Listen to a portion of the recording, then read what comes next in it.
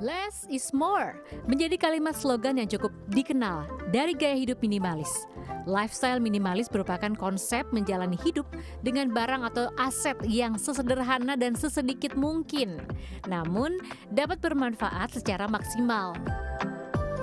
Kepopuleran Marie Kondo dengan teknik beres-beres rumah bernama KonMari dalam bukunya The Life-Changing Magic of Tidying Up, serta cerita hidup minimalis Fumio Sasaki dalam bukunya Goodbye Things, The New Japanese Minimalism, konon menjadi alasan mengapa tren gaya hidup minimalis ini meningkat belakangan. Dosen sekaligus peneliti Pusat Kajian Sosioekonomi dari Universitas Airlangga Surabaya menerangkan terdapat 3 alasan yang melatar belakangi seseorang menjalani gaya hidup minimalis. Pertama, karena terinspirasi dari keindahan atau estetika, bahwa ruangan kecil atau bahkan barang yang sedikit bisa berfungsi banyak. Seperti ruangan lebih lega, rapi, sehingga lebih menenangkan psikis orang tersebut.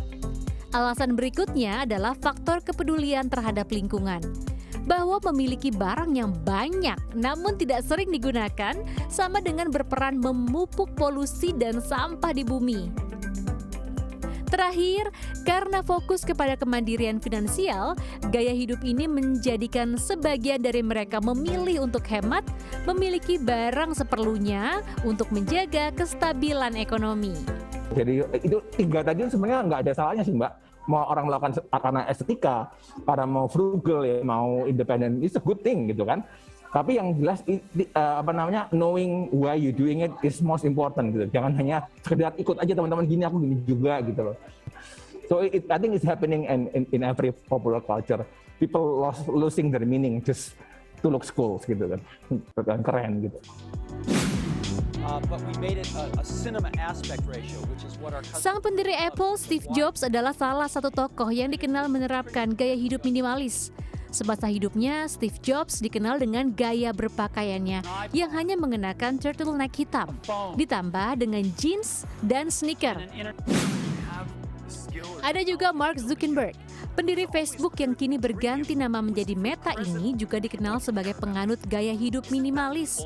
Ia kerap berpakaian sederhana dan hanya mengendarai mobil biasa.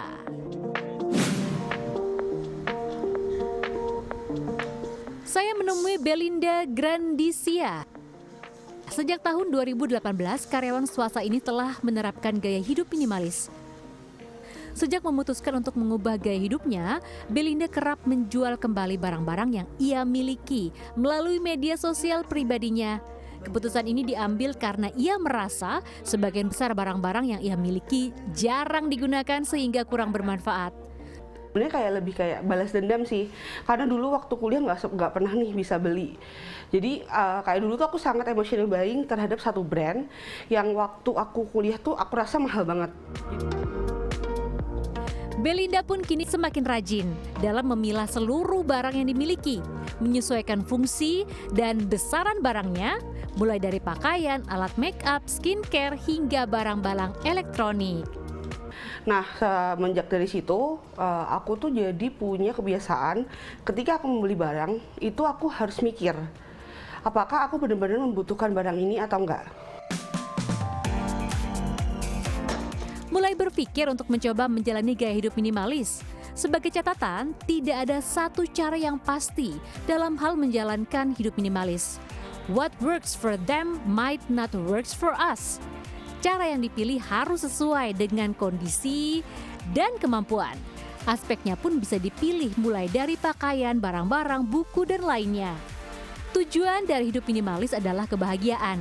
Ini bukan berarti ketika Anda memutuskan untuk hidup minimalis lalu membuang semua barang yang dimiliki, namun melihat dari sudut pandang fungsinya ataukah barang ini memberikan efek kebahagiaan. Clarissa Aradia, Sony Sulistiono, Jakarta.